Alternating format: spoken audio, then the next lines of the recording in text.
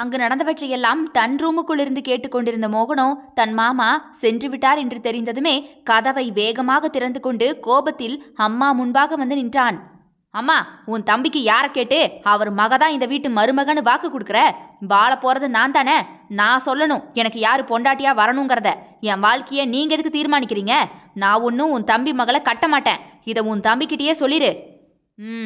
அவளை கட்டாம வேற எவளை கட்டிட்டு வரலாம்னு மனக்கோட்டை கட்டிட்டு இருக்க நீ நினைக்கிறதெல்லாம் இங்க நடக்காது சொல்லிட்டேன். அம்மா, அது எப்படி நான் நினைக்கிறத நடக்காதுன்னு நீங்க சொல்லுவீங்க? எப்படி அப்படி சொல்லுவீங்க நீங்க? உங்க மகனுடைய ஆசை விருப்பத்தை விடவும் கூட உங்க தம்பி மேலையும் அவர் பெத்த மகன் மேலையும் தான் ஓவர் பாசமோ என்று அவரிடம் தன்னுடைய வாழ்க்கைக்காக வாதாடி கொண்டிருந்தான் மோகன். அதெல்லாம் இல்லை, என் மகன் மீது தான் எனக்கு ரொம்ப பாசம். அவன் வாழ்க்கை ரெண்டாந்தாரமாக போயிடக்கூடாதுன்னு நினைக்கிறேன் நான். அதான் மித்ராவை இந்த வீட்டு மருமகளாக கொண்டு வர நினைக்கிறேன்.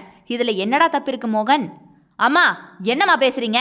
ராதாவை எனக்கு பிடிச்சிருக்குமா, அவ்வளவுதான். அவளை கல்யாணம் பண்ணிக்கிறதுக்கு நான் ஆசைப்படுறேன். இதுக்கு எதுக்கு என்னென்னமோ பேசிக்கிட்டு இருக்கீங்க? சை என்று கையிலிருந்த போனை தூக்கி சோஃபாவில் போட்டுவிட்டு தன் பைக்கை எடுத்துக்கொண்டு வெளியே சென்று விட்டான்.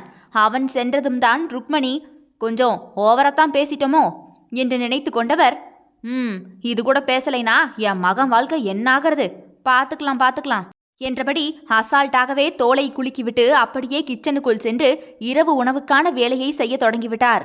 அதற்குள்ளாக மோகன் வேகமாக தன்னுடைய நண்பனும் தங்கையின் கணவருமான இன்னொரு மாமா மகன் அருணின் வீட்டுக்கு சென்றான்.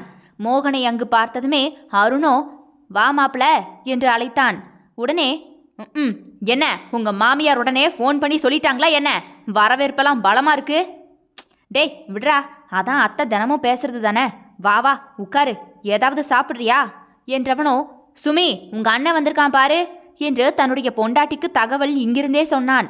அடுத்து என்னதான் ஆச்சு? தெல்லழகே நாவல் கேட்டு மகிழுங்கள் டியர்ஸ்.